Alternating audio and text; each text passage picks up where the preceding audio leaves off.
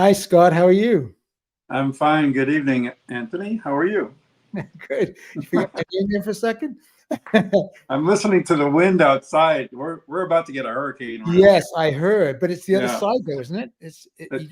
It's just missing my county. It's like all around it, but Yeah, I saw. Oh, thank goodness you'll be fine. yeah. It's level 4, so it's still pretty strong one. Yeah. How was your week been?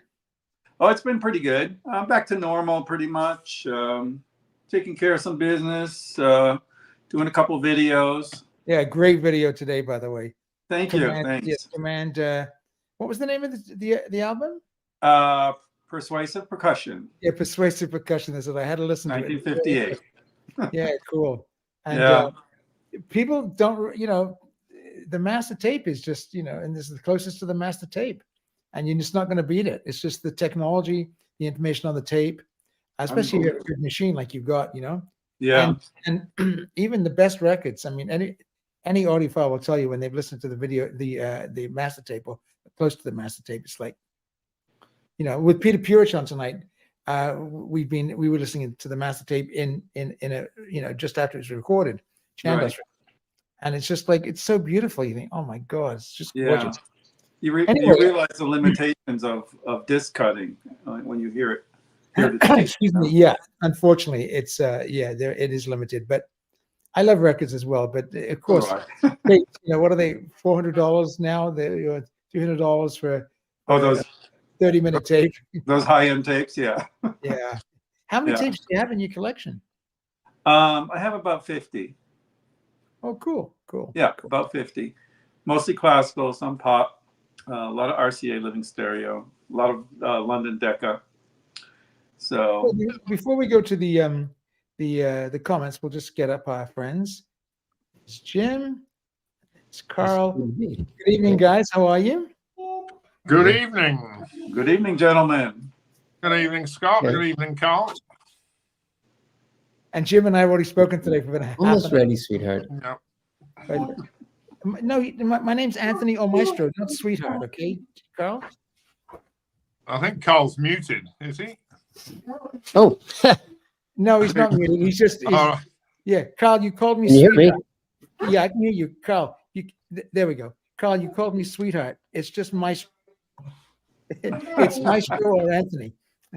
Anyway, well, Carl's still figuring out what the hell's going on. I'm going to read some of the comments.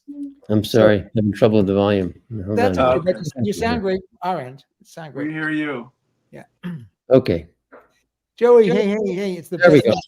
It's Hi. the best. Hi, Joey. Okay. Hey, Joey. It's the best night of the week. Hi, everybody. Hey, Joey. And Joey said, what are some good ideas for classical Halloween playlists? So I wrote Dance Macabre, Yeah. Waltz, Yeah. Classic Pictures, Yeah. Anonymous, Head on Chicken Leg, All of Witches Brew, and Mr. Nix. I think Mr. Nix is new. I'm not sure.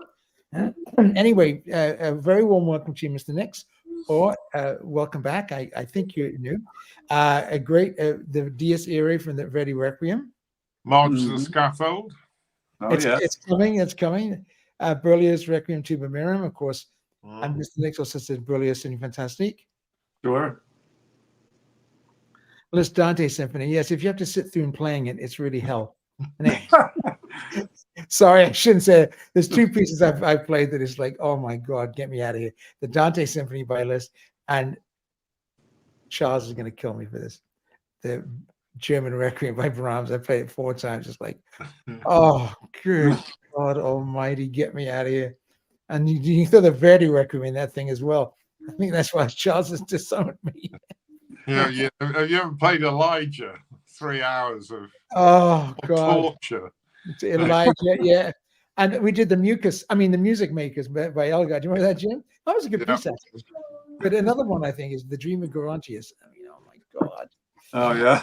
And that's what Charles loves. I mean, he thinks I'm nuts.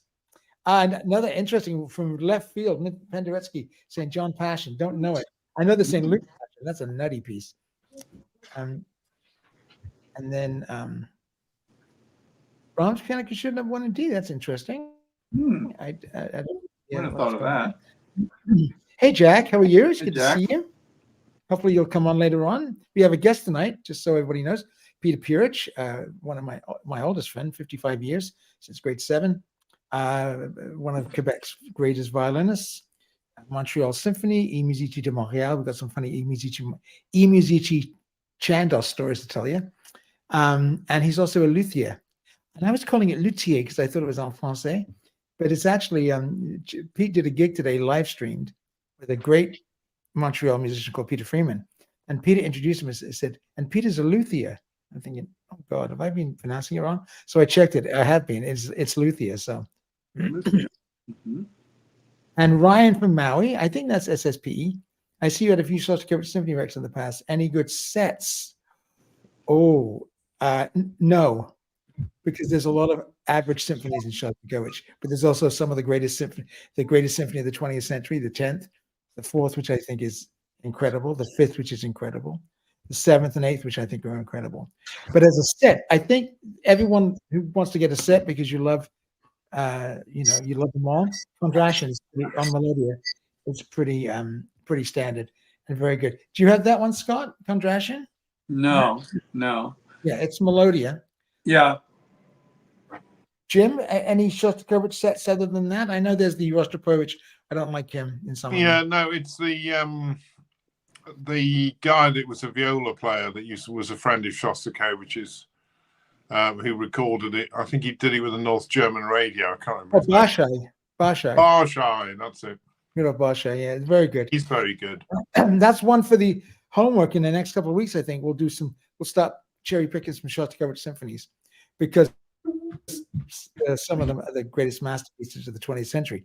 But I think some of them for the 2nd and 3rd symphony, he wrote, what do they call it? Tractor music, happy Russians at work and play to make the Russians, not want to kill him.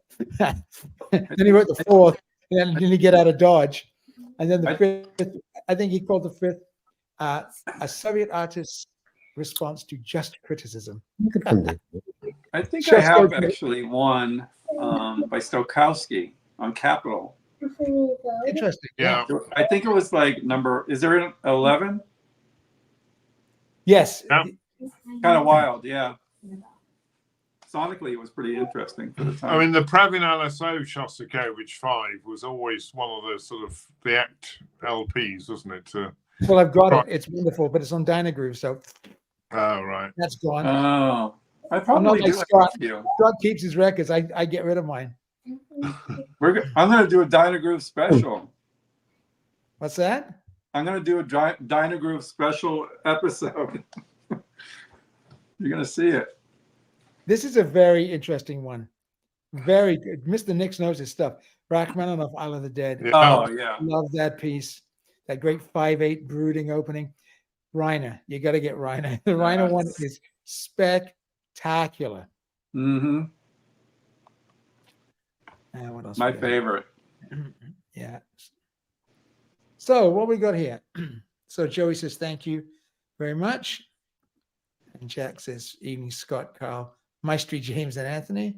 Oh, Leanne's back. Leanne was one of my students from Leanne. I think it's like 35 years ago, my dear.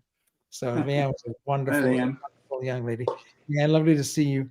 And Alan says, yes, Witch's Brew. Yeah, and James, I've got some interesting, fun stuff for you in a minute, buddy. I think when I finish talking about it, I think you'll be in the corner in an emotional heap.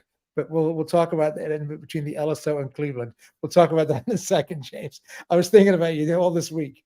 And James says, Bartok music for strings. Oh, yes. The 3rd movement used in The Shining. Oh, fabulous. Yeah, it's really Yeah. fabulous. And of course, Nano Bear Mountain, tech writer, comes out with the Dance Macabre. Yes, absolutely, Leanne. Fantastic. Oh, Bernard Herrmann's Psycho. It's not. Yes.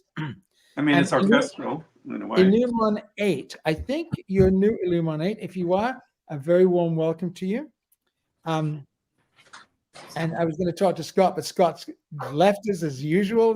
He's getting up. He's getting up and getting.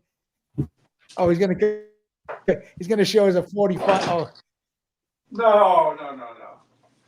I just thought Anyway, the show. Scott, please do, Scott. There has to be some gems out there. Oh yeah, yeah. This And- is. I just wanted to show what. Hang on. Let me get you big. You ever seen these? These are the Classic Records 45s. Oh, okay. Okay. Oh, look at that. So just so people know what the cover looks like. It's fun one. Which is good. I have the one who's the fellow at the Hoffman, Steve Hoffman. Steve Hoffman said it was like an ice pick on the record, which is absolutely wrong. It is a little bright, but it's not as bad as that. A little bright, yeah. But finding an original is almost impossible. Penderecki, Threnody to the Victims of Hiroshima. Absolutely. Wow, you guys got some fabulous Halloween stuff tonight. Good. Okay, guys. I'm going to just put up the next week. Guest is Oswaldo Martinez, and it is Oswaldo, not Osvaldo, from Let There Be Sound, high-end audio store. I'm going to be talking to Oswaldo next week and setting up a tech check with him, and then we'll talk about whether he's going to do it from his house or from the store. I really enjoyed Angie's walk around his store. That was a lot of fun, and it would be nice to see what Oswaldo's got going down in Let There Be Sound. So that's coming up. And then I haven't. It's getting into the fall now. It'll be much easier to arrange visits from these people. So we've got those people coming up, and let's get it removed for a second. And this was that was the finals for this week on Friday and Saturday. I'm not sure if anybody saw them with the Liverpool Philharmonic, and of course Jim has played in the Liverpool Philharmonic. He's from Liverpool and was in Liverpool this weekend and spoke to some of the orchestra members. And what did they say, Jim? Well, no, I didn't speak to them, but they thought that the girl who played the Rachmaninoff was more likely to be the winner. Me too. I thought she was the winner, clear as a bell. But the guy who won it looked like a winner, and he won the Montreal competition, playing the Brahms better than he did for the Leeds. But it's, and Tom Bowe's wife, excuse me, Tom Bowes was on about 2 months ago, my violinist friend, our violinist friend, and his wife was on the jury, Elena Alberger, and they did some of her music. She was wonderful. It was very good. It was a little wokey, or wonky maybe, but it was fun, and it was done, on a big screen on the YouTube channel through my Sonos system. It sounded great, really good, and live commentary, which was funny and pithy and interesting at the same time. Did anybody else see any? Did Jim, Carl, did you get to see any of these? No.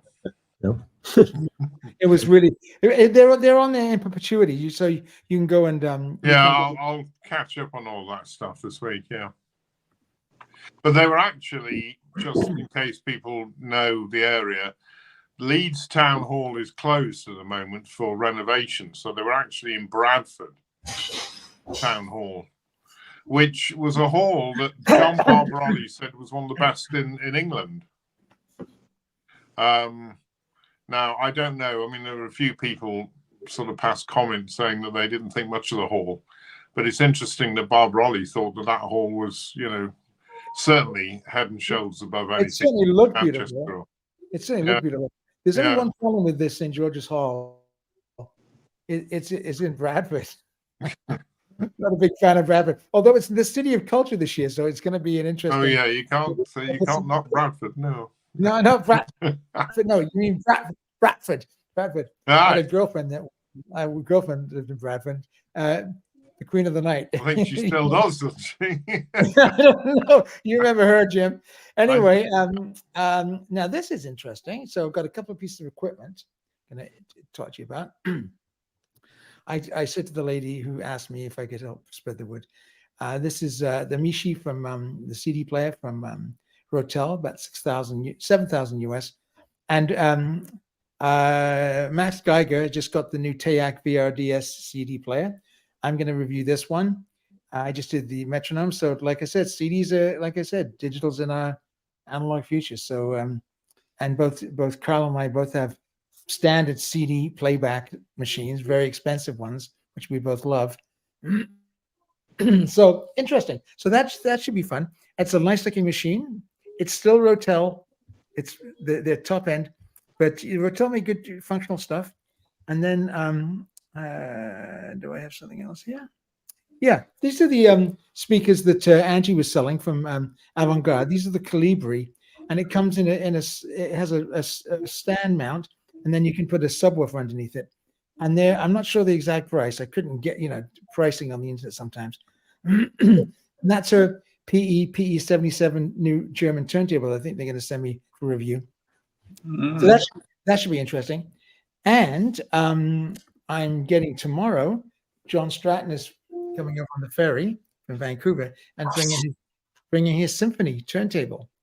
So that should be next week when we do the show. It'll be there, but it's going to be that big. It's supposed to be really something else. So Anthony, I do have a special guest here, a female goddess that I'd like to show quickly, if I could. Okay. You ready? Yeah. Okay. It's hold on.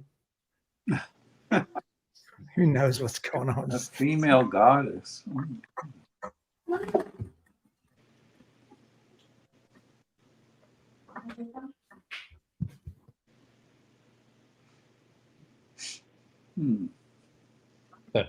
Trying to get it. Oh, Aphrodite. Oh, look at that. She came to visit me this morning. Oh, my. Oh, wow. congratulations. Now get writing. Where's my review? I know. Yeah, there's two of them, but she's one. Can you get up close? Can you get up closer? Yeah, I can. So I should explain, the incredibly unique thing about these speakers is that there's this diapolito. You can see it there, where there's the tweeter is sandwiched between two mid-range. However, you go further down, and there's also a mid-range woofer before you get to the serious woofer, which is in its own closed box, which is what Alta Audio is so specialty. But the back is open, so it's also dipole. Oh, wow. We're talking about, I've never heard a soundstage as large as this. All I can say. Don't give away the review, but No, it's just that the soundstage is already kind of taken over my apartment, which is why I'm a little bit out of my element today. I've been listening for hours. $50,000, right? It's $50,000. So now you're thinking to yourself, how do I keep these speakers? Where do I Oh, Anthony's just going to buy them for me. even accommodation price there's a big chunk. That's a big matzo ball hanging out there, buddy. Oh, this little one wants us. Hey, where did you go? Where did you go? She's the biggest fan of these speakers. So, I didn't have to say anything. Well, why don't you let your kid write the review, for God's sake? Yeah, tell them what you're going to say. What are you going to say about those speakers? What do you think about them? Okay, let me mute this. Let me mute this kid. Okay, I'm not ready with kids. Okay. I'm just kidding. Thank you, All sweetheart. right. Okay, give daddy this up. Okay. So Pete just came backstage. I'm going to put Pete on in a second. So there's one record I want to talk. Thank you, Carl. The Aphrodites. I cannot wait. I just want to show one record, and then we're going to do the vault and stuff afterwards. Okay, and we won't forget the questions either. Okay, so I was listening many years ago. Jim and I played Walton Symphony No. 2. I forget the orchestra, but it was very good, professional, and we played it and was like, and the conductor was like, "What do you think?" Okay, it's good. It's not Walton 1. What could follow that, right? But I thought I'd have a reassessment of it, and I started streaming it. Because I think somebody mentioned Zell had done a recording of this first symphony, and my eyes bulged out like, oh my God, I got to hear that. But it wasn't. It was of the second symphony. So I heard it. I listened to it. It was wonderful. It's on Epic. And Cleveland Orchestra sound great. One horn is pitched, but other than that, there's no problem. And I was really being picky because, of course, there was this one also, the London Symphony, with also Constant Lambert, the Rio Grande, Portsmouth Point, Scapino overtures, but the Walton Symphony No. 2, and Previn, who's it's spectacular with Walton. So, excuse me. So I listened for a good week, James, honestly, and if Cleveland would have topped it, I would have said, that's it. I'm just going to try and find the Cleveland. But I think idiomatically, the LSO playing just was a little bit more. They probably had more rehearsal with it. They know the piece better probably because they played it lots of times, I would think, with Previn. And Cell probably got the music out, and they, and played through it, and they played through it beautifully. So either one, you could be happy with it. They're certainly better than the Jack Bryden with the LPO and BBC with Eddie Gardner. They're good, but the Zell and the Previn are by far the best. So I was thinking as I was choosing my final one, I thought, what am I going to choose? And then I was thinking about James Myers and his little enclave there in Cleveland, and how much he loves the Cleveland Orchestra. I'm also going to bug Robert Wolfe when he comes on about the Cleveland and the LSO. But the Cleveland Orchestra is magnificent, and with Cell, of course, they had no choice. You will play perfectly, or you will be shot. So it was great. So Jim, do you remember that Walton tune and Bernard conducting it? Yeah. Long time ago. Long time ago.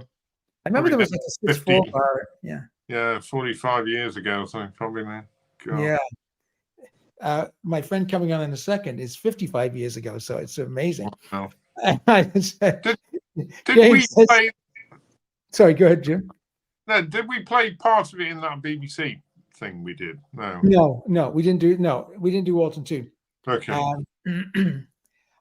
All I remember is it was basically 16 or 17 years, 18 years after the premiere. So it wasn't very long after the premiere, considering that.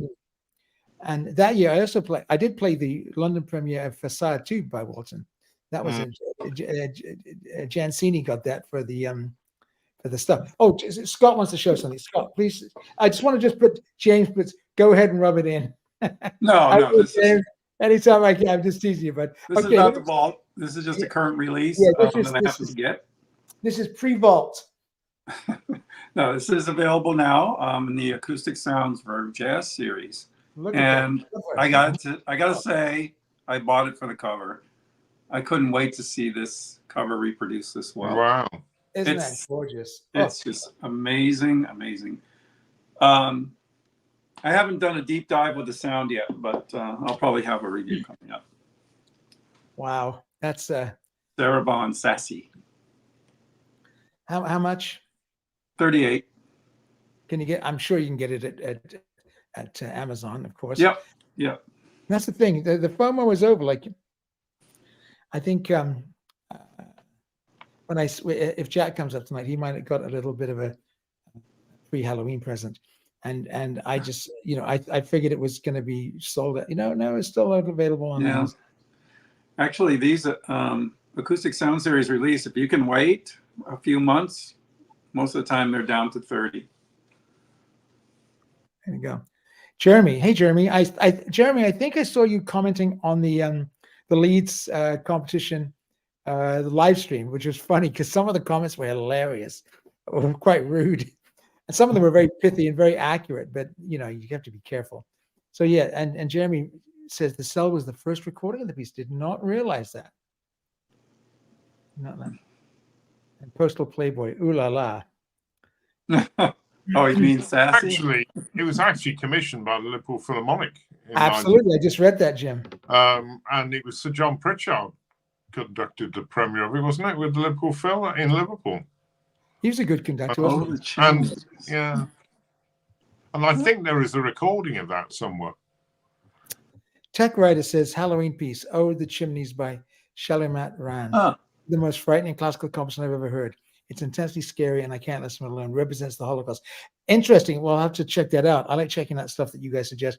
I will tell you one score that I listened to that by itself, and it just scares the living bejesus out of me. Is Aliens 2 by James Horner. It's a very well done score.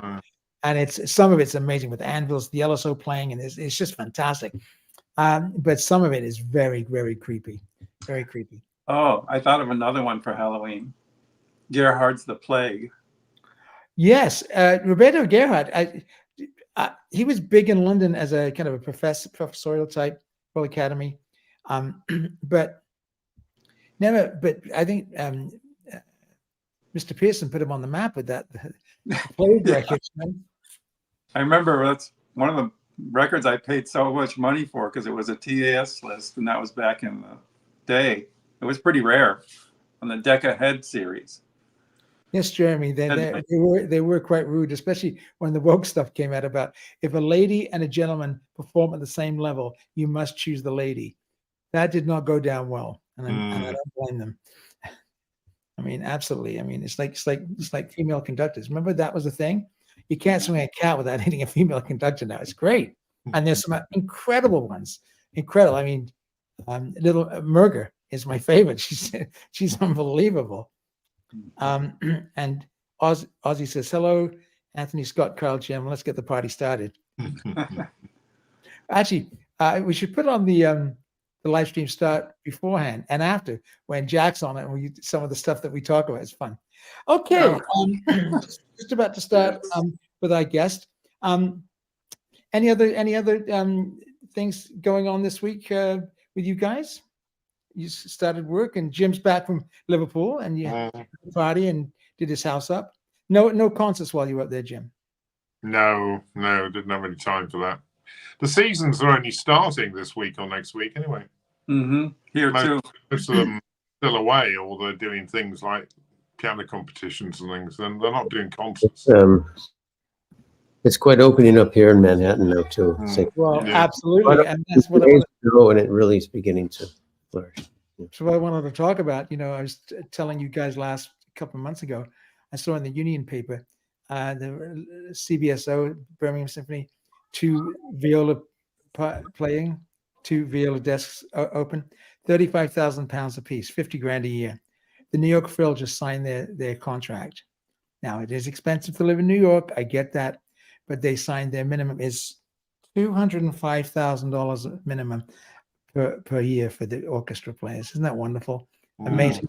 Now that's minimum. So you guarantee the principal flute, principal clarinet, they're going to be earning double that. The concertmaster 4 times that. And Dudamel, well, we won't say what he's earning, but it's a lot.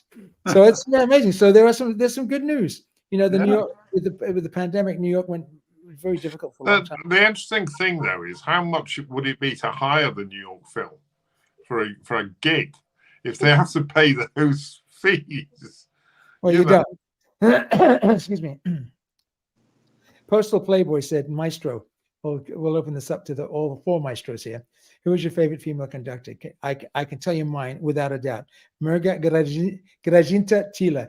She is an incredibly brilliant musician, a dynamo, technically brilliant, equal of the dude.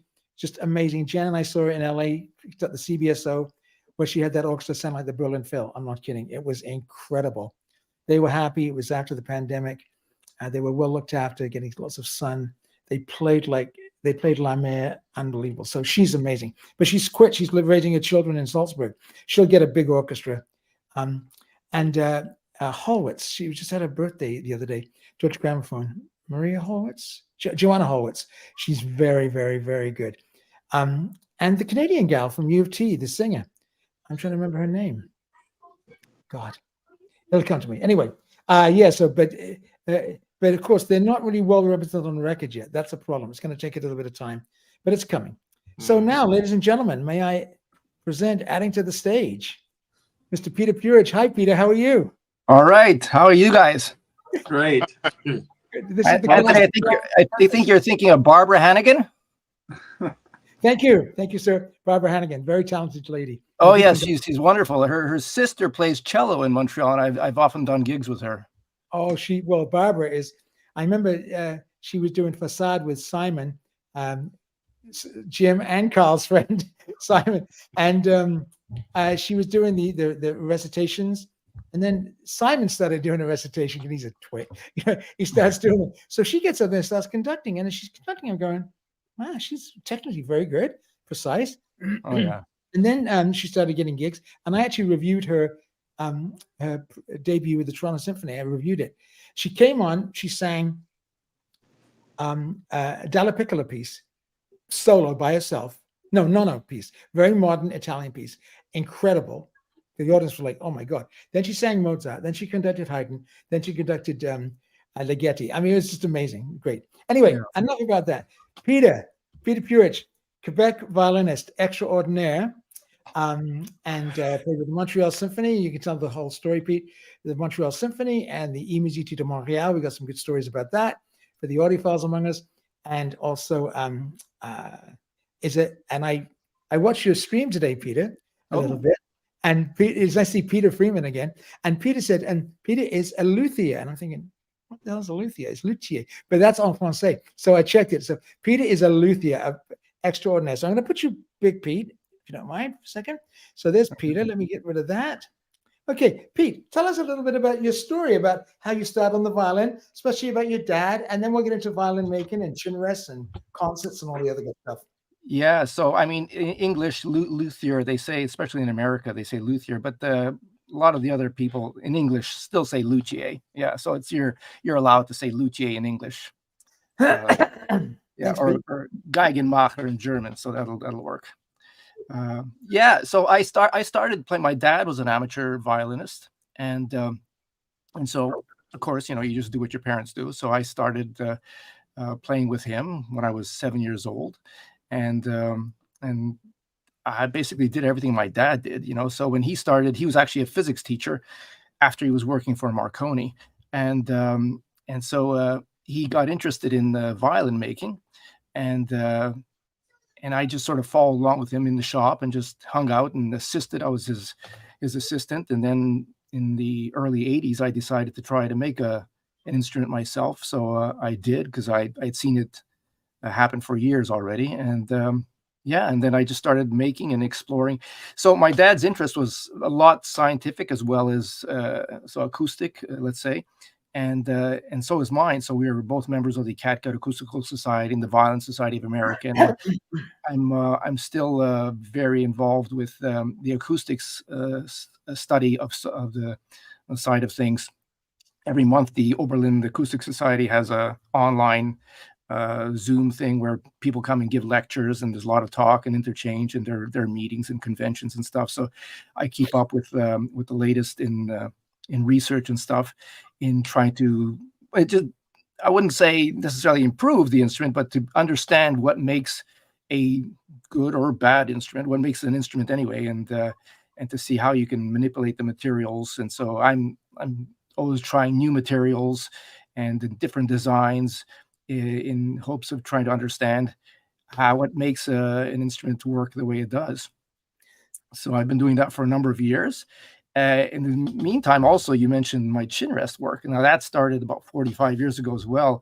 And I started making chin rests. I started for myself because I picked up the viola, and I had a viola, but I didn't have a chin rest. Show us how a chin rest works, just with the violin. Just show us where So people who don't know what a chin rest is,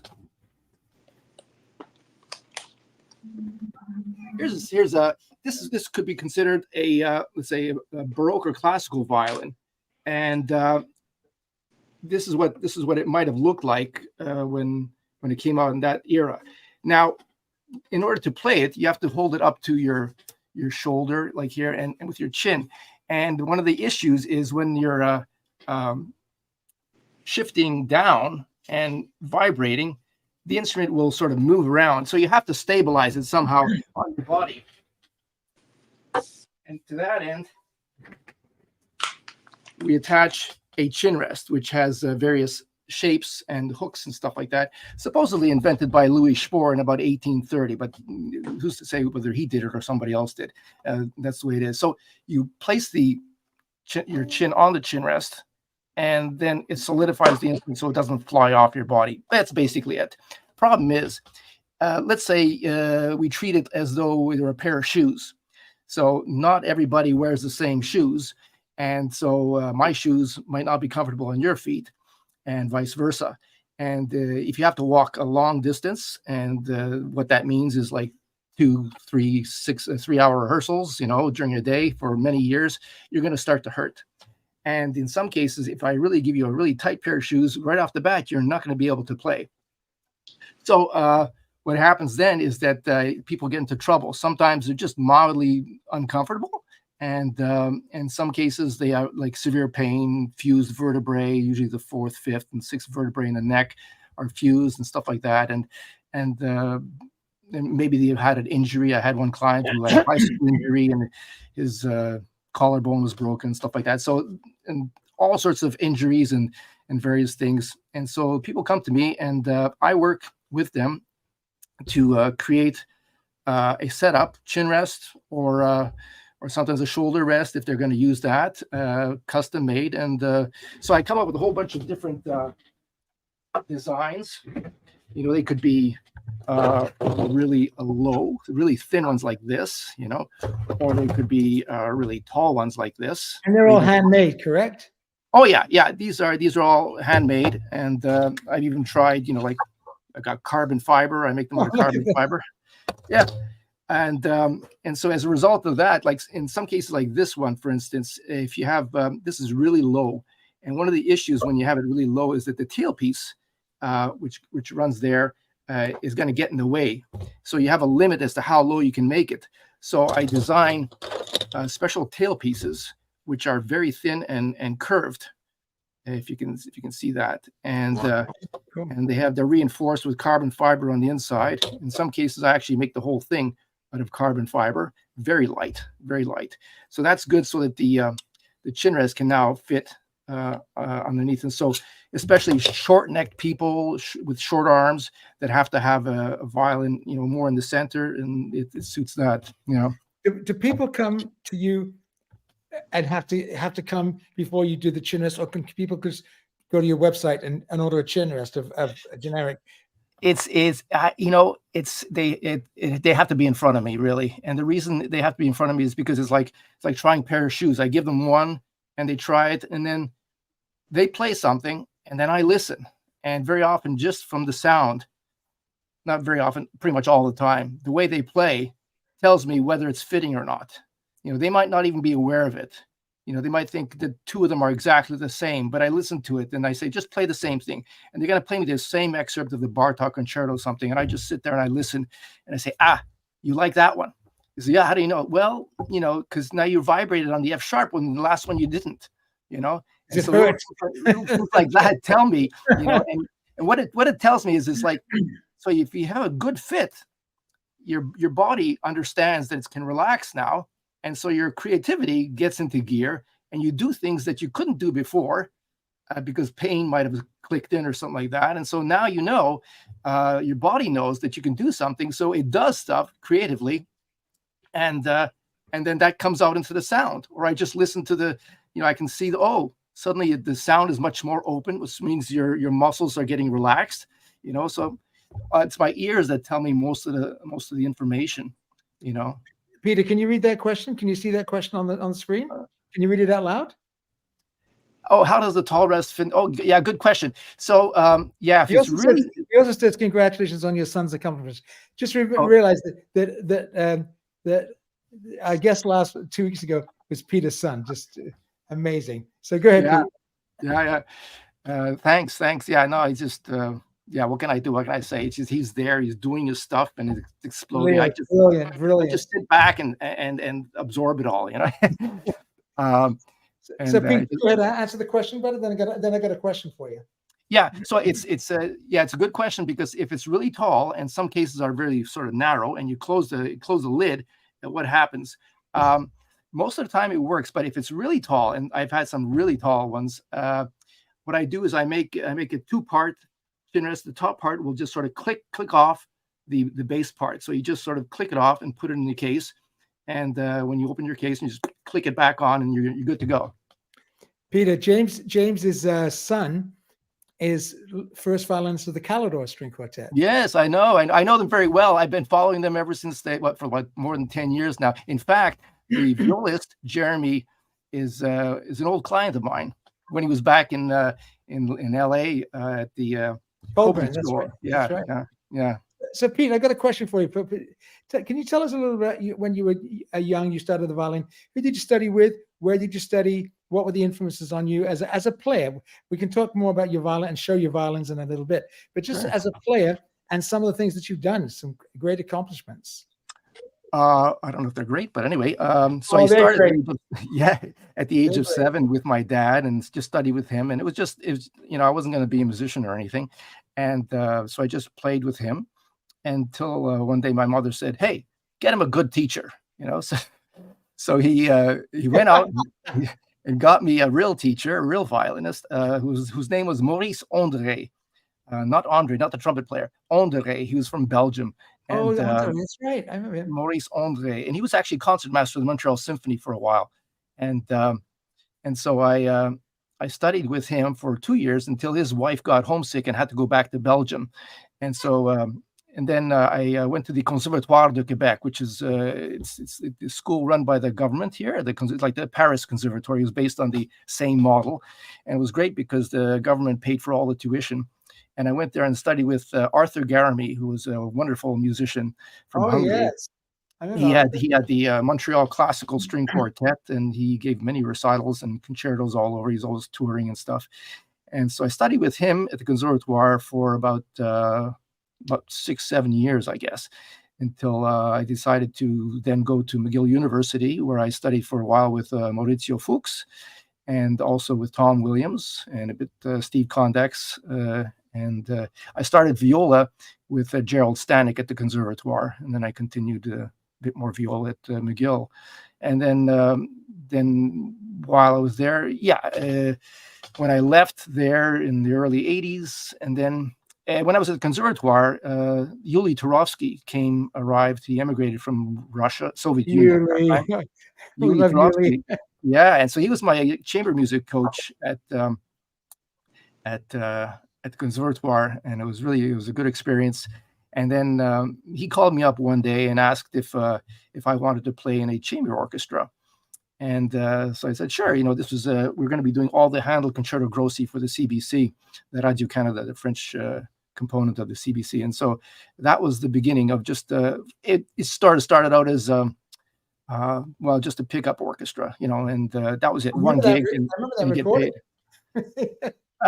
Yeah, and but then after that project was over, he called everybody together again, and he said, "I got an idea. Why don't we make this a permanent orchestra?"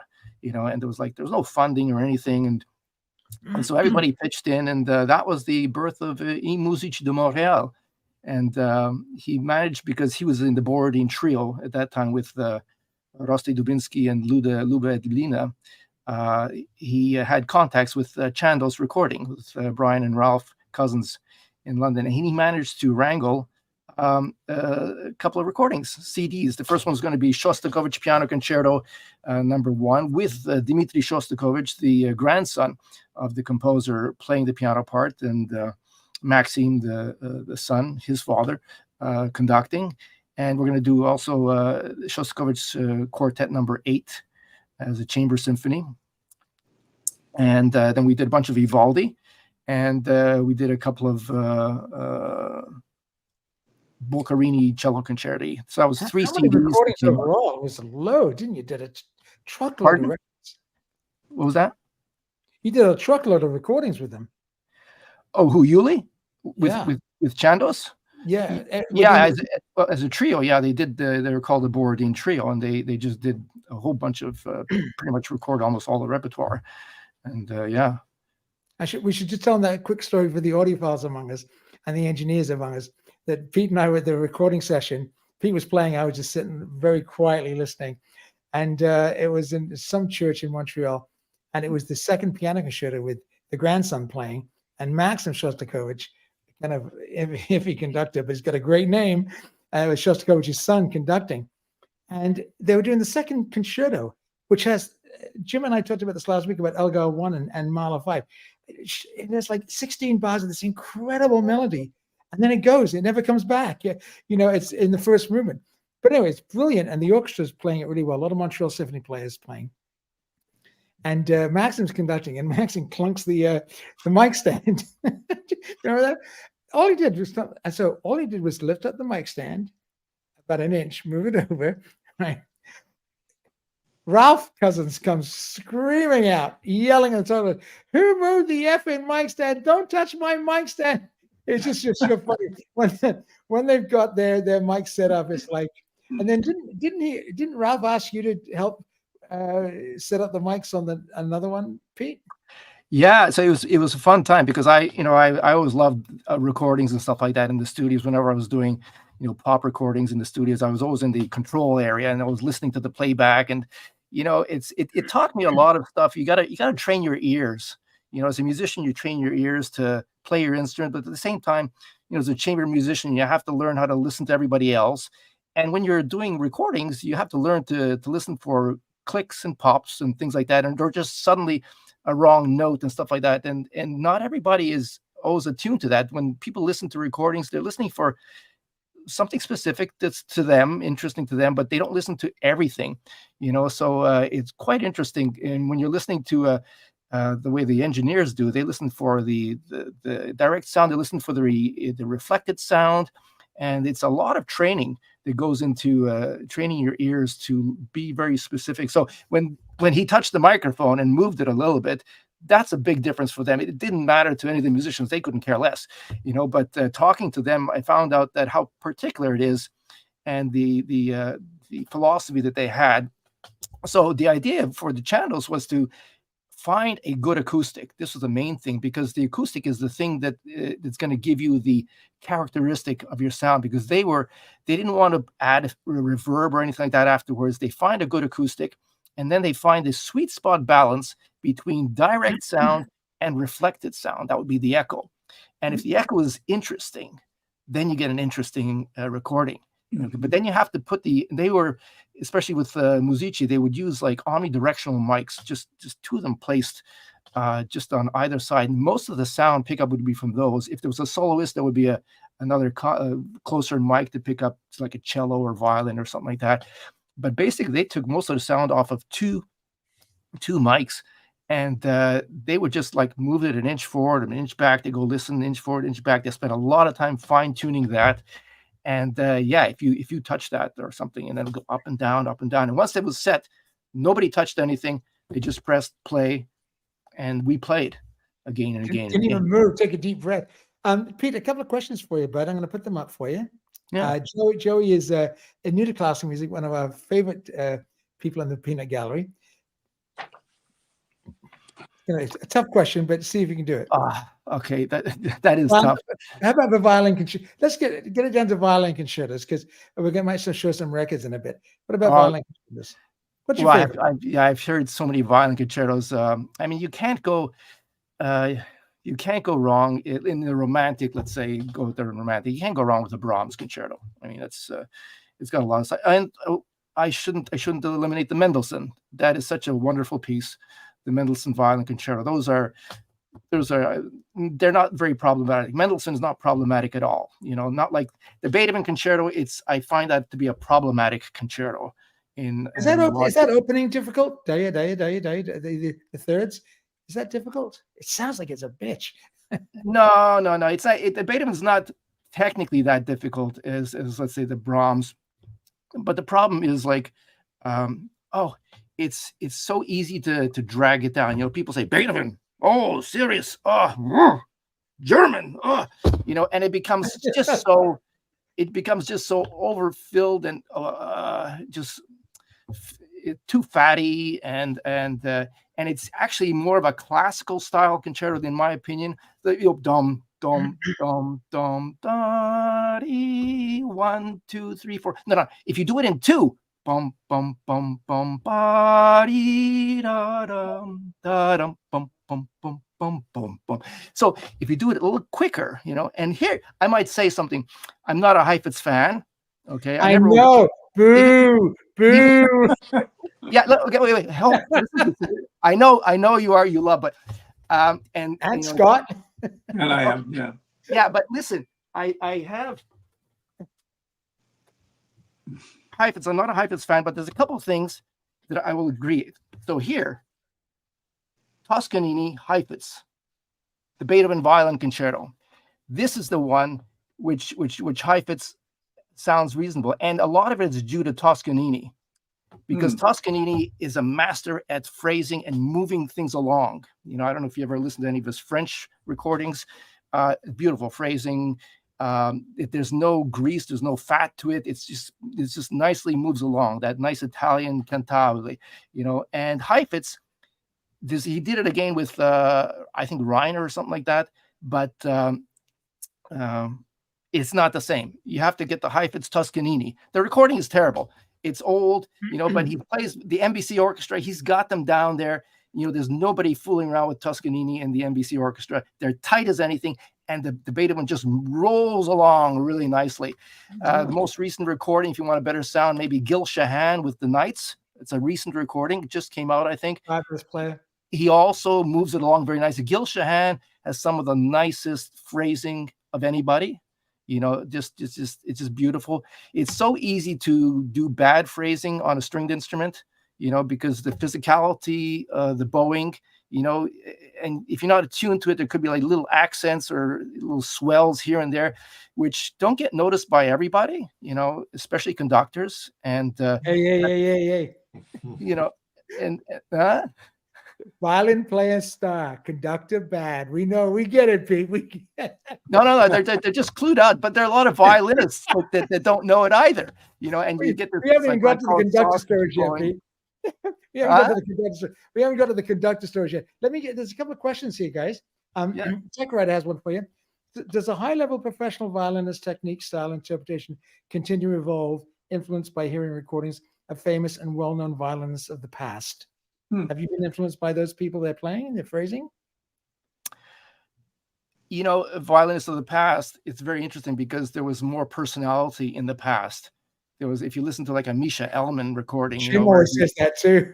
You know, where it was just like, you can't mistake who it is. You know, you listen to Heifetz, you know exactly who it is.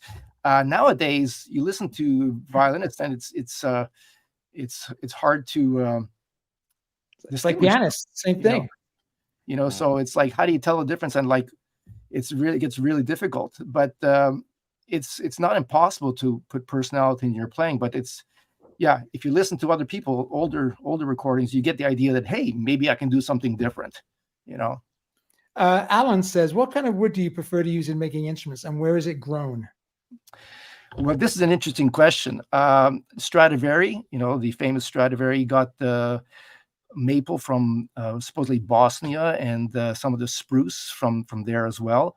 And a lot of people swear by the European woods. I've tried a lot of instruments made from that European wood, and it was terrible because ultimately you have to understand the wood and the characteristics. So I could take a piece of wood that supposedly is ideal, and I could destroy it and make a lousy instrument, or I can take a not so good piece of wood by somebody's opinion and make something really good at it. So I've made instruments using firewood. You know, I'd be going by the side of the road and I see a nice pile and the piece of maple looks nice, you know, so then I use that, or I go to the lumberyard or something like that. Recently, I've been going in my neighborhood and I've been collecting wood from trees that have been cut down, and I put it aside, and I'm going to make an instrument from my local woods. But I have made instruments from decent spruce and maple.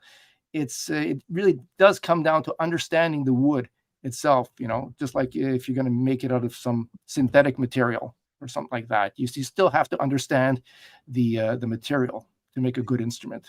Sky is from Kansas City, fantastic guy, big Beethoven fan. Sky says, Peter, what kind of mental discipline do you do before a concert? Also, can you tell us about bows? I heard quite a bit of difference between different bows, and how many bows do you have? I don't know. Mental discipline is a lot of practice is a good help to make sure that you're just comfortable, that you're not going to mess up, and just get the practice in. Make sure that you can do it. That's about the mental discipline that's required. Preparation. That's it. You can never do too much. I don't think. Maybe you can. I'm not, but you know, you have to be ready for it, and then you have to do it, and then you have to fail, and try again and again and again and again and again. Then you get better at it. Bows, totally different. Anthony, how long do you want me to stay on this? You stay. What I'd like you to do, buddy, can you show as long as you like, mate, just grab a violin and a bow that you've made and show us the different parts and the wood that you used. That would be great.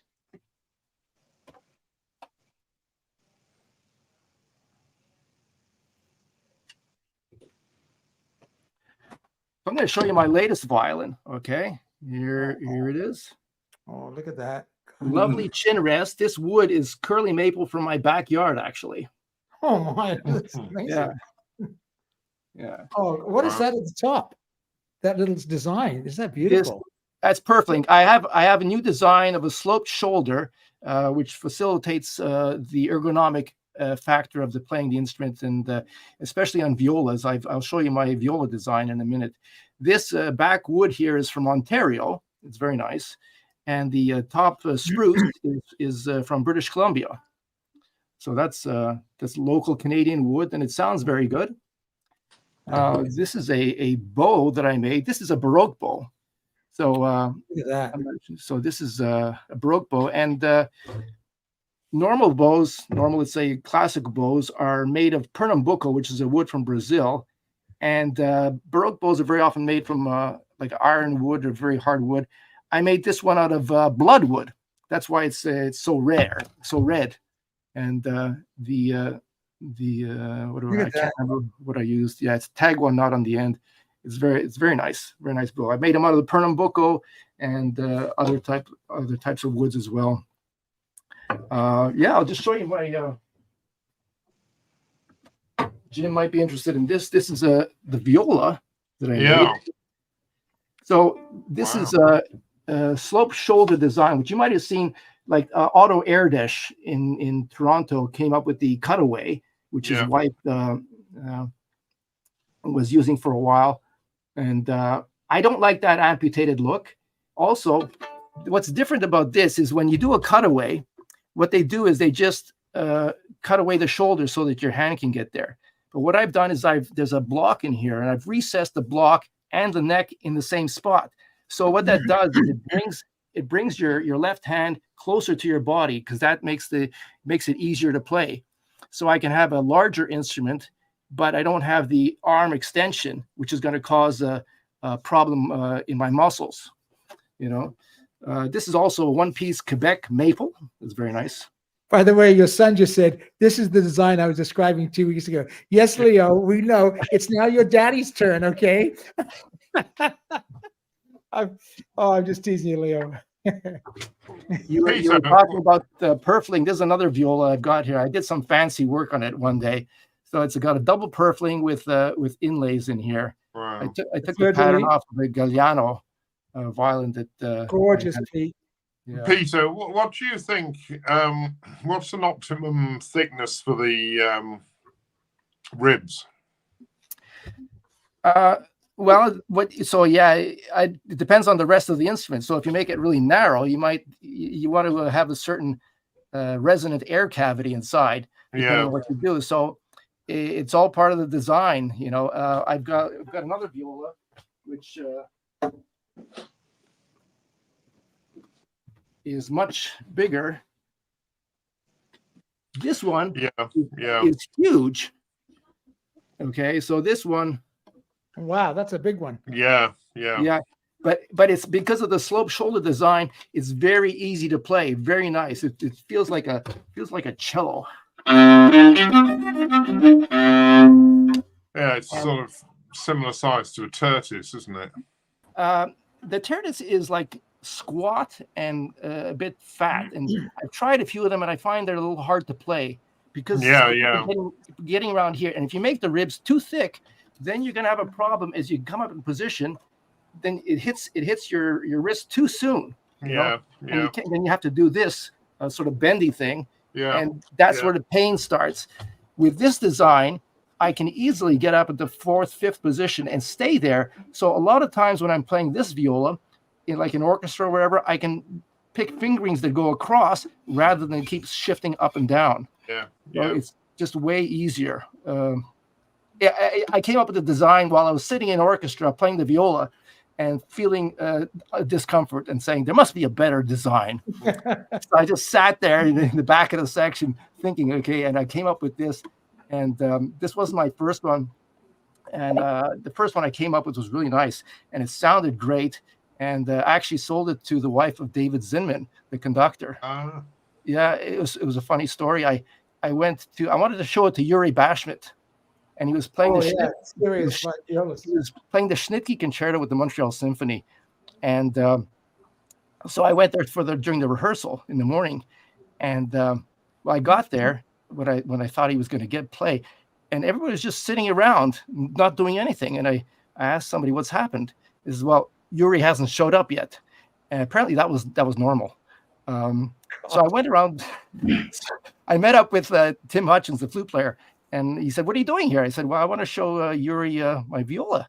And he said, "Oh, maybe he's back here." So we went into one of the rooms, and he wasn't there, but there was this other little guy sitting on the couch, and he said, "Oh, my friend here, Peter, wants to show Yuri the viola he's got." And the guy says, "Well, I'll take a look at it," you know. So it turned out to be David Zinman, the conductor, because he was also a player, you know. And he says, "Wow, this is interesting. I had a couple of small ones. You know, my wife is looking for especially a small viola." So I gave him my card, and I thought nothing of it. Next day, I went to the conservatoire, and I saw Yuri Bashmet, and I showed him my violas. He was very, very nice about it. And then 2 weeks later, I get a call from Mary Zinman. She wants to see my viola because her husband said it was good.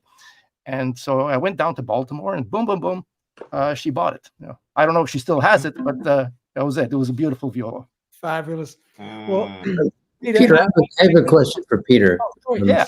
Go ahead, You know, obviously, what great musicians like you need, and you've probably done this for decades, is time alone, total quiet. There's no social media. There's no interference with all kinds of bells going off in modern culture today. What would you say to people who are young now and are unfortunately have to balance that, where people like you and me and Anthony, or people our age or whatever, you know, we're already used to knowing what to do about it, turn it off. What would you say to them about how to handle it? It's not easy. You know, I have daughters who are young and so on, and cell phones and everything's going off, and well, you know, and they have to focus, you know, to be really good at something like that. Any advice? Well, you know, I mean, I have the two sons, as you know, Leo and his brother Marco, and they sort of grew up in that era, and not quite the internet at that point. But well, two things. I just wanted to make music pleasurable for them, and so it was always around, and there was no pressure. There were no lessons. No, you know, it was just a part of a thing. And if you didn't want to do it, well, you didn't have to do it. So that way, there was no negative feeling about it. To me, that was a very important thing, not to put any insistent pressure on it. You know, which is, I don't know if my kids were just took to it or something. I don't know if other kids would balk at it, but I it was. think you probably learned from your father, Pete. There's no discussion. It's no, that's it, and this is why, and that's it. Let's move on. That's the trick, Carl. No. Yeah. The other thing is, it's a question of pacing too. I mean, even what I tell my students today, I say, look, when you want to do something, you sit down and you have to have a plan, in a sense. So, and you have to give yourself an objective. And if you can do it in 5 minutes, fine. 10 minutes, you know, that's it. Don't try and just twiddle your fingers and think, I'm going to spend half an hour at this and it's going to work. No, it's better that you spend 5 minutes and have a plan. So, okay, today I'm going to just try my bow, or I'm going to do some finger exercises, and actually decide what you're going to do. And that really focuses you to have a goal. So whenever you have a goal, you're going to be focused regardless of what activity you're doing. So if you can incite that sort of desire in your kids, you know, to say, so what's your plan today? You know, well, okay, let's see how you're going to do, you know, try it out. Then you can go do whatever you want afterwards, you know, but now give yourself a little plan, 5 minutes, and see how well you can do. And then compare, you know, with yourself the day before or something like that. And that's all you have to do. Just, you know, try it. You know, consistency and have a little fun as well. Jim, do you have a question? Carl came in. Does anybody have a question? Well, one of the other interesting things, Peter, is you talking about chin rests. Now, both my teachers were actually Carl Flesch students, and I find it quite interesting that, I mean, I struggled for years to find a good chin rest. And the only one I can really use is the Flesch, you know, where you actually have the main part of the chin going across the tailpiece. Do you find? I mean, do you find that is there any sort of correlation between techniques and where people prefer to put the chin rest? I don't necessarily go with that sort of school of the technique and stuff. Whenever a person comes to me, I have to start with them as an individual. Yeah. How tall are you? So when they come in, the first thing I do is I measure them. How tall are you? And I spread their arms out and say, how wide are you? Because most people on the average are going to be square. But there are some people who have very long arms, you know. So if they come to me and they're 5'6", and I measure them, they're actually maybe 5'8" or 5'9". I say, okay, I'm going to treat you like a taller person. And so it's all about the geometries. Or if somebody comes to me and they're 5'5", but they measure only 5'2". So I say, well, you're a short person. What that means is that when we put the instrument up, the bow has to be perpendicular to the strings. Yeah. Now, if the arms are short, you're never going to get to the tip. You know, So we have to bring the instrument a bit in. You know, but then that's the other problems. So every person is an individual.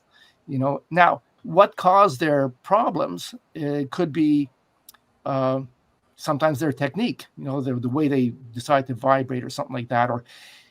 But very often, if it's a chin rest problem, okay, what the reason we have a chin rest is so the instrument doesn't fly off the body. And sometimes I know the flesh model you're talking about. I have problems with the flesh model, and one of the reasons I have is because the two sides. So this side goes up too high.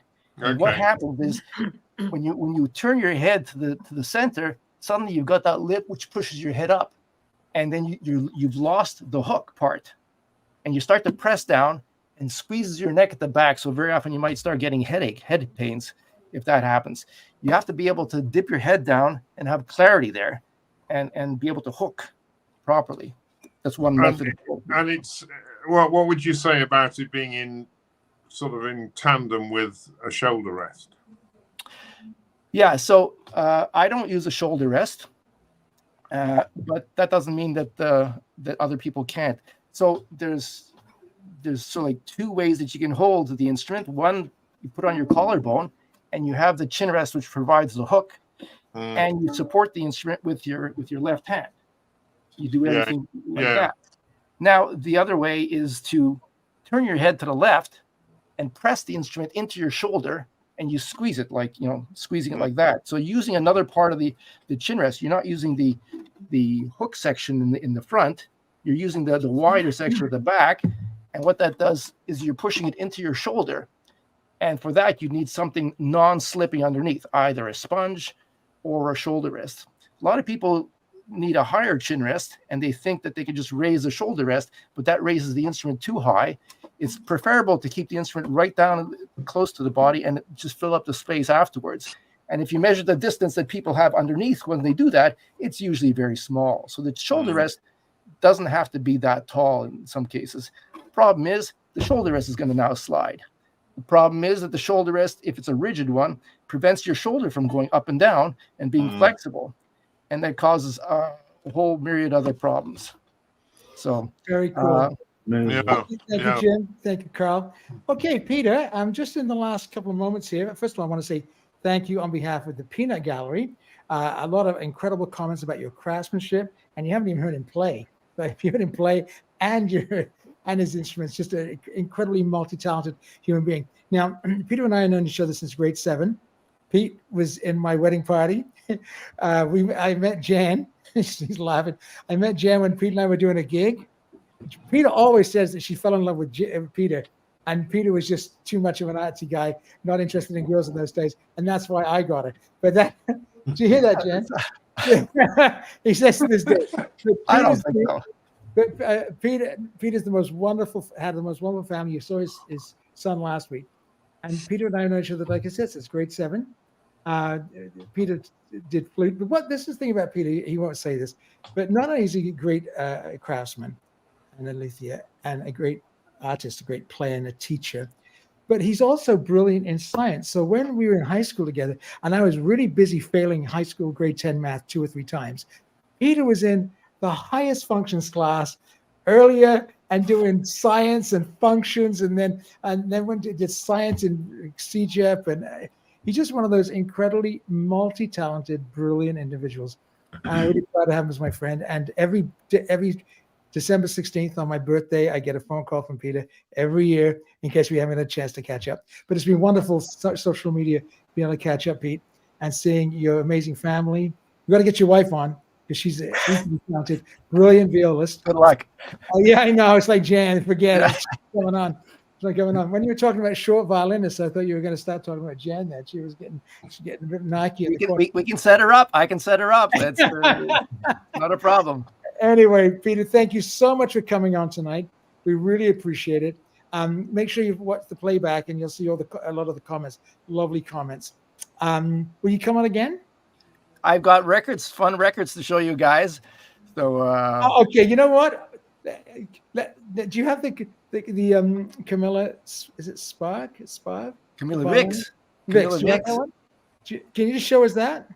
I can just show you that one. Let me see. Oh yeah, here it is. This is worth $600 on. Oh, look at that! Oh, that one. Okay. And it's incredible. Pete said to me, "Have a listen to this one." And I found it on stream, and he was right. She gave up playing to raise her children. Peter, when you come on again, bring records, but we'll have you on again soon, because that was, I think, a lot of the guys, and we will see some more instruments. Have you ever made a cello? No, my dad made 2 cellos, and I play one of them now. Just when I'm learning cello now. Because I have a bucket list. I played all Beethoven 9 symphonies on first violin, second violin, and viola. And so now I'm learning the cello. So I'm going to play all the Beethoven symphonies on cello. I've already gotten the 7th symphony, and I've done the 8th and the 7th. And I think I'm going to do the 2nd soon. What's the hardest symphony for you to play on violin, first violin? The hardest symphony? Well, hardest Beethoven symphony. Oh, Beethoven symphony. I thought you were going to talk in general, because I injured myself on Mathis der Maler. I hate that work because I keep having... I love Mathis der Maler. Oh my God. I was practicing it, and I pulled a tendon in here, and it was like very painful. I went to the physiotherapist, and she says, "Oh no, you're finished." And so I just had to listen to the concert, and the passage that I screwed it up on way high, nobody heard this. There was so much noise. I was so angry. Was it the last one? The last one, The Temptation of St. Anthony. Yeah, that's it. Just killed me. I was out for 6 months. I couldn't play. It was terrible. Oh my God. Anyway, Peter, please come on again. It was wonderful to see you tonight. You look fantastic. Your beautiful family, and your violins look incredible. Please I put a lot of the comments up, and come back again, okay? Absolutely. Just let me know. With records. We'll talk about records. You don't have to wait. You can do what Jack does, who's sitting next to you. Just wait for the link to go up, and then just jump on. Anthony, I'm going to show you some records tonight. Be quiet. Let me show my records. Yeah. Okay, mate. All the best to you. Okay. Okay. Say hi to everybody. Okay, bye. Bye. Bye-bye. What a musician. That was amazing. It is amazing. I mean, can you imagine being brilliant in science? His father was a great man. His Leo's granddad. He was from the old country, and Pete was a great son. Like, his mum lived till like 97, and I'd say, "Pete, what are you doing?" He said, "Just go to my mom's home, and I'm going to be doing a physiotherapy with her." He's like one of those guys, He's just amazing. Great son, great musician, great friend. Anyway, Jack, great to see you, my friend. How are you doing? Anthony, you pulled it off again, man. Well, I'm old. I know a lot of people. Endless. Between Jim and I. Imagine Jim and I being in the business for 45 years, and how many gigs have we done, Jim? I mean, oh God. God. You know what you ought to do here. The last 10 minutes, maybe, you and Jim and Carl and Scott, just one 3-minute story a week. Jimmy, we usually get one of them. We usually do them when we log off, and then you're still on, and then we tell a few stories. Well, yeah. we've got a few. We got a good one before we got on the air today. Yeah, I mean, That's right. The stories are great. I mean, they are. I love The those. inside. Well, I mean, you know what it is? People do love hearing stories about musicians because Jim will be playing a concert, I'll be playing a concert, and people will be, oh, it's great. The concert was great. Thank you. It's great. But they don't realize we're at work. Jim and I were sitting there, we're working. Pete, tonight, Pete was having fun with his buddy, but he was working today, doing a concert in Montreal. And that's great. And we love doing it, but it's a job. But, people think of musicians, but musicians are just human beings and usually a little bit raunchier. And one of the great things about having him on and his son, I thought as a trumpet player, we were worried about the bore and the mouthpieces getting drilled out and all this custom work to make the instrument. A lot of non-musicians don't understand that, taking an instrument out of a box, out of a factory, it never happens. So everybody works on it to make it. The old joke, it was tuned to the factory. It's unless you're a musician and you've done it 10,000 hours to become an expert in anything. And then of course it's like, are you any good? Are you talented? Because you could work for 10,000 hours and still not be a very good musician. And then do you have something to say? Peter says, when we were younger, I learned a lot from Pete when I was younger because he had a very great aesthetic. And he would say, if he can tell when the first 16 bars of a musician is going to have anything to say. And by anything to say means in their phrasing, their intonation and their technique is perfect anyway. We all know that. And there's a million of them. But do they have something to say? Right. And that's the important thing. And that goes beyond the beginnings of loving classical music. It goes into, and a lot of people here are beginners, which we love. And a lot of people here are musicians, which we love also, or music lovers. But do they have something to say? And does that musician speak to you? And so I learned a lot of that when I was a kid because it's like flute, practice flute. And then I started learning from Peter all sorts of wonderful things about European orchestras and their sounds and how violinists phrase and how to breathe on the flute like a violinist, which is impossible, but you try that, right? So yeah, it's a very complex question, but musicians have a lot of stories because I was putting a joke on the peanut gallery of the Leeds, and I went, "Hey, where are the musicians? Aren't they sticking around for the awards?" No, they're in the pub right away, like straight away. The downbeat's done, people are clapping, their flute's cleaned out, they're off the stage, they're in the bar, right? Which every place in London, in England, has a bar in a concert hall, right? So straight away they're in the bar. So yeah. So Jack, there are a lot of stories, and I know you have some too, my friend. So you can Too many. Now, guys, we have about 11 minutes. First of all, it's great to see you, Sky. How are you? Very good, thank you. How are Hi, you? Sky. Hi there. Guess what I ordered this week, Hi, Scott. Sky? What did you order? Schumann? Oh, No, Zimmerman? no. I found one good Nearmint copy, or three in Nearmint, one's mint. Now, good, whatever it is. Fiji Plus. The Kempf Beethoven cycle. Oh, Kemp Beethoven. Tulip. Tulip. So it's gonna. I hope it's clean. It's only It cost. I bought it for work, Jan. Yeah. So. Well, so Scott, tell me what you think we should do tonight, my friend. You're going to take the lead next week. No guest. We have a lot more time. We're going to do the Bruckner cycle next week. I think if any of the boys have something to show, let them go this time, and I'll go next week. You want to do your thing? Okay. So, Jack, anything to show us this week? Just one, because I only bought one record this week, if I could find it. So I found a near mint copy, $18. All right. Oh yeah, look at that. And it's the MoFi.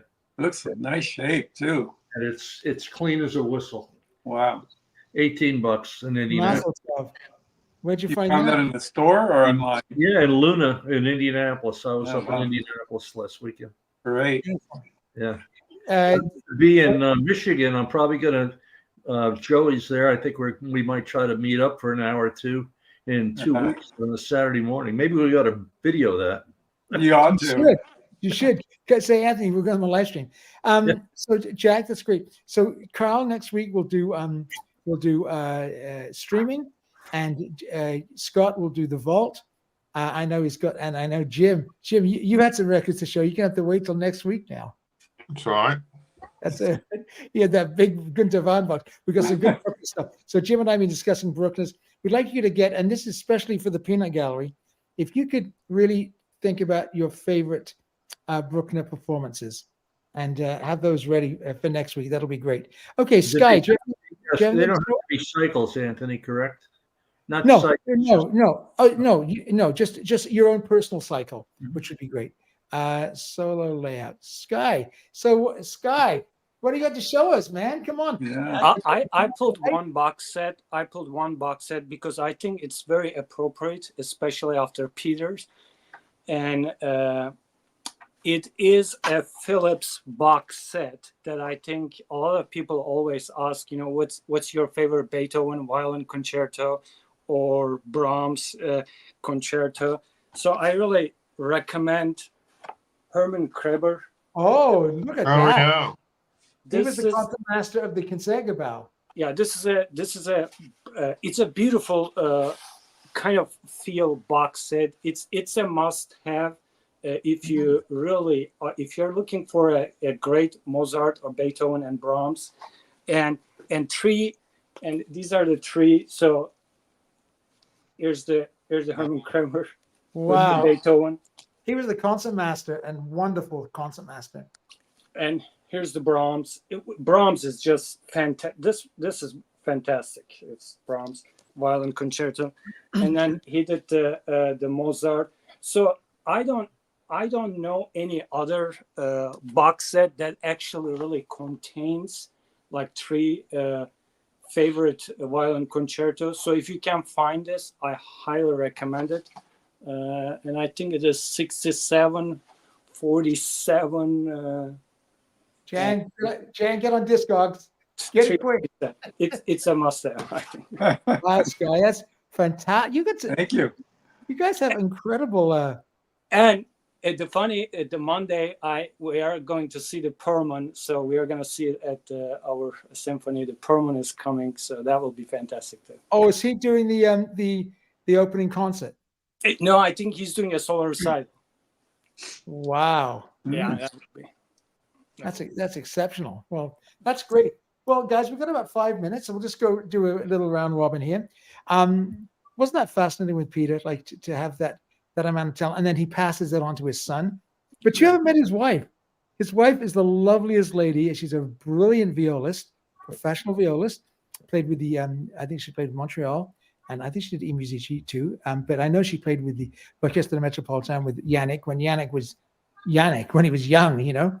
And she's a great violist. So they've got Peter and then Leo, and of course Marco, their other son, is wonderful too, but it does other things. So yeah, we'll get Peter on again. Like I said, next week is no guests, so we'll have lots of time to do the Bruckner cycle, and I want to see from all of you, you know, even if it's just, you know, I don't do the sixth because I don't know the sixth. I don't. I'm not a fan of it. We'll do Shostakovich as well sometime, because I did a couple of outlandish comments at the beginning about some of the Shostakovich symphonies, but I think 1, 4, 5, 7, 8, 10 especially are just magnificent. I think some of the other ones that, you know, when I hear sections of them, they're wonderful, but those ones. But I want people to disagree with me and say no. My favorite is the 12th, and this is the reason why. Oh, I love Babi Yar 13. Dark Russian. Why is there a 0th? What is that about? Are you talking about? Not talking about Shostakovich. Oh, No, Brooklyn. yeah. Yeah. You obviously didn't read my review of my box set, Carl. No. No, obviously not. A little busy, but yeah. So, No, there were two. They're called study symphonies, 0 and 00, Die Nulte. So he wrote 2 study symphonies, which are actually quite good. And then he published his first symphony. Anthony, I have a question and also a report. It's about violin, because I had an eye-opening experience just last week. I was at a friend's having a dinner, and she's a professional violinist, and she was playing with a $35,000 bow. And she said, I bought a new bow. Would you like to hear it? I said, sure. And she said, I will play it, but you will not know if which bow is the most expensive bow. So when he played, I have never heard, it was an eye-opening experience. The bow made a huge difference. It's like, it's remarkable how vivid it was. When I was in high school, Pete would tell me the bow is probably just as important as the violin and the viola. I don't know if Jim agrees with that, but you need a really good bow, and therefore the pricing, $35,000. I don't know. I didn't want to ask Peter how much he sells his violins that for, but I'm sure they're Anthony, when I took my daughter to cello lessons the other day, that is what the teacher talked about. She taught the children about how important it is of the bow and the horsehairs that she had put in specifically to get sounds. It was amazing to hear, and she let them hear the different. It was amazing. I witnessed that about a week ago from a teacher teaching 5-year-olds about the importance of a bow for cellos. So yeah, it's pretty cool. Anthony, it's just like cables. Yeah. Yeah, don't go there, buddy. more important than cables. Well, we can go there. We can go there. I'm fascinated by cables. I love reviewing cables. I love hearing them, and they are. If you just can take them a component, that's what you have to think about. A component. Anthony, will you do a symphony turntable video, or is just going to be? Yes, John is coming tomorrow. Okay. John Stratton. He's bringing the symphony over from the island, from the mainland. I'm going to just have a video going, and we're going to film it setting up. And then I'll just put a kind of rough video on, the symphony is delivered. And then the review will be up on November 1st. Same as that issue at Audiophilia. November 1st is Carl's review of the Aphrodite and my review of the symphony. So it's 2 bang up products. Yeah. So we're looking. It's actually quite sad. Actually, John won't mind me telling you this. Just before we go, story time. I was in Seattle with Jan, the famous Jan, as Frederick says. And are you going to come on tonight, sweetheart? No, she said no. Sure, come on. Anyway, so I'm in Seattle, and a guy goes up to John Stratton and says, "Oh, the symphony, man, it sounds incredible. Wow, I can't wait. Is it going to be reviewed?" And I said, "Oh yeah." And then the guy said, "Is that Anthony Kershaw sitting over there? That asshole, no, is that Anthony Kershaw together?" And John said, "Yeah, he's really approachable. Go say hi." He said, "Oh, it's okay. I read all this stuff." That's right. Basically dismissed me, which is fine. But he said, "So is he going to be reviewing this symphony?" And John said, "Yeah." He said, "He's a friend of yours." I said, "Well, yeah, but," he said, "Oh, well, he might not. Even if he doesn't like it, he's going to say he likes it." Isn't that sad? It's, they don't understand. I mean, if John Stratton is a friend of mine, I might go, "John, you need to come over and fix this. There's something really seriously wrong with this thing." And he would. He'd come straight over and try and fix it. But it's just, Scott doesn't. We've had this question. Scott's had this question about his stuff. Jim with Audiophilia and Carl, we don't lie. What are we going to lie for? Like advertising is a pittance. I mean, how's the magazine going, Anthony? Oh, it's keeping me in teaching. That's what I always say. Like, we're not making millions. Scott, how's you buying your next Miami mansion on your Pressing Matters thing? It's it's Angie cost. It's not worth lying over. No, that's for sure. We're not going to sell out our souls No. for an ad. It's just not going to happen. We're not one of those big magazines in the 70s and 80s that needed to, there are people making their money. We don't make our living. Some people do, and that's what gives. Oh, of course, but there are lousy pilots, there are lousy doctors, there are lousy flute players, and there are lousy audiophiles who write, and they want to get they put up a shingle, and hey, and there are 5,000 companies, and they all want attention. So yeah, we'll send you a cartridge, and who the hell knows? Some attorney finished last in his class. Yeah, that's right. Yeah, that's right. Anyway, guys, thank you so much for tonight. First of all, let me say thank you to the fabulous Peanut Gallery. We've not seen Ray for a while. Hope Ray's doing well in New Zealand. We miss you, Ray. Come back sometime. And Andrew in Canberra and all some of the other guys who started off with us. We have a lot of people coming on every week and new people. We really appreciate the new people. And definitely, as my father would call them, the old stages, the people who come every week. We love it. We love seeing you. And thanks for the great questions and comments. And of course to Sky and Jack, who always pop on and have been very brave and now come on and show us Herman Krebs here.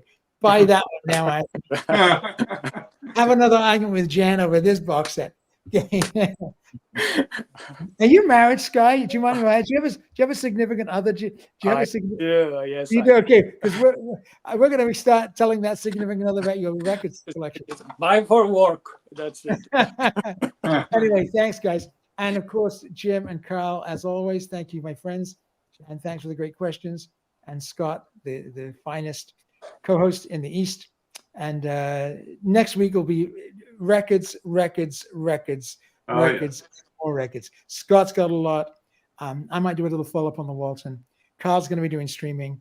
Jim's going to be doing records. And then, of course, we're going to be doing the Bruckner cycle. Now, Jack, will you be coming on and doing some talk about Bruckner cycles as well? Oh, very nice. Oh, right. Fantastic. Oh, ready to go. okay. Well, Yeah, I can't wait to hear Jim talk about Bruckner. Yes. Me neither. Oh, Jim, you're my hero. Jim, actually, Jim brought up a good one to me once. Volker Andre was his name. What was that one with the Austrian radio? Oh yes, and Volkmar, Andreas Volkmar. Volker Andre, that's right. Oh, Jim, it's amazing. Jim's unbelievable. Okay, guys, listen, just stay right there. I'm just going to hang up. Have a great week, everybody. Thank you so much for joining us, and we'll see you next week. Bruckner next week. See you. Bye.